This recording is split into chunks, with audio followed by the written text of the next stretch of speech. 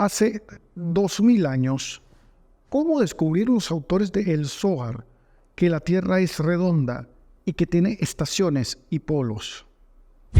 Los cabalistas sabían, antes de los viajes de Colón, que el mundo es redondo, que mientras en una parte es de día, en la otra es de noche, y que hay puntos, hoy diríamos polos, donde es de día todo el tiempo durante algunos meses. Estamos hablando de hace 2000 años si aceptamos la enseñanza cabalística de que el libro del Zohar fue escrito por Shimon Bar Yochai y sus discípulos en la cueva de Pekín mientras estuvieron encerrados 13 años, a veces enterrados en la arena de un pequeño arroyo que corría dentro de la cueva y comiendo dátiles y tamarisco, una especie de fruto de árbol o de dátil que crece en el desierto y que estaba allí afuera de la cueva, cerquita, justamente dispuesto como el maná para darle sustento a los que iban a escribir el libro más importante,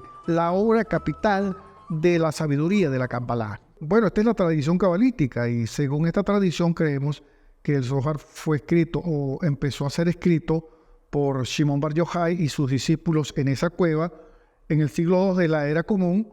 Y de hecho, durante la fiesta de Lag BaOmer se encienden hogueras para conmemorar la Hilulá, el fallecimiento de Shimon Bar Yochai, el autor del Zohar, y esa es una de las fiestas más importantes en Israel. Aunque no se debería decir fallecimiento, la traducción más correcta sería decir algo así como nupcias. Hilulá en este sentido serían unas nupcias porque se libera el alma de la corporalidad y se funde con la divinidad, con los mundos superiores, con el Creador. O sea, lo que se conmemora en la Hilulá de Shimon Bar Yochai es las nupcias de su alma con el Creador. Sin embargo, hay un debate académico entre eruditos universitarios de la Universidad Hebrea de Jerusalén, religiosos y cabalistas, sobre la autoría del Zohar. Algunos sostienen que fue escrito por Moisés de León en el siglo XIII entre Guadalajara y Ávila de España, pero ese es un debate que no vamos a cubrir en este capítulo. Vamos a hablar de el mundo redondo o la tierra plana. Ahora, aunque este texto que vamos a leer haya sido escrito en el siglo II de la Era Común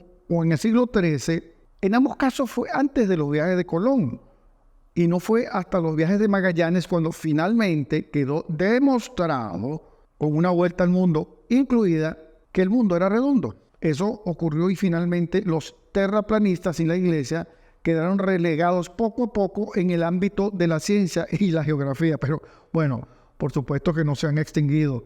Todavía hay montones de terraplanistas aquí en YouTube. Vamos a ver qué dice el Zohar acerca de la forma exacta de la Tierra. Esto está en la porción Vaikra. En el libro de Rav Hamnuna el Viejo se explica luego que todo el mundo habitado es como un globo, de modo que algunos están arriba y algunos están abajo. Y las extrañas apariencias de ciertas razas se deben a la naturaleza del aire, pero viven tan largamente como otros hombres. Además, hay otra parte del mundo en la que hay luz, cuando en otra parte es oscuro. De modo que unos tienen noche cuando otros tienen día. También hay un lugar donde siempre es de día y no hay noche, salvo por un tiempo muy corto. Todo este informe que se encuentra en los libros de los antiguos y en el libro de Adán está confirmado por la Escritura, que dice: «Te alabo porque asombrosa y maravillosamente he sido formado. Admirables son tus obras». Y luego: «Oh Señor, cuán multiformes son tus obras». Este misterio de que hay 7 tierras envolviendo una a otra fue confiado a los maestros de la sabiduría, a los cabalistas, pero no lo conocen los geógrafos que marcan límites. Como dijimos, esto está en la sección Vaikra del Zohar. ¿Cómo lo sabían los maestros de la Kabbalah? Bueno, es que hay mucha gente que ya lo creía entonces. Eratóstenes, un matemático y geógrafo griego, es famoso por ser la primera persona conocida en calcular la circunferencia de la Tierra con notable precisión alrededor del año 240 antes de la Era Común. utilizó un método ingenioso basado en la observación de las sombras.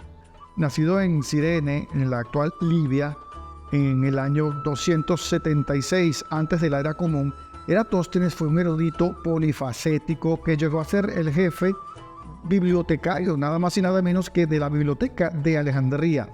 Su interés en la geografía lo llevó a crear la primera proyección global del mundo, incorporando paralelos y meridianos basados en el conocimiento geográfico de su época. El experimento de Eratóstenes se basó en la observación de que en Siena, actual Asuán, no había sombra al mediodía durante el solsticio de verano, lo que indicaba que el sol estaba directamente sobre la cabeza. Sin embargo, en Alejandría, a una distancia conocida al norte de Siena, se observó una sombra. Midiendo el ángulo de esta sombra y conociendo la distancia entre las dos ciudades, Eratóstenes pudo usar proporciones simples para calcular la circunferencia total de la Tierra.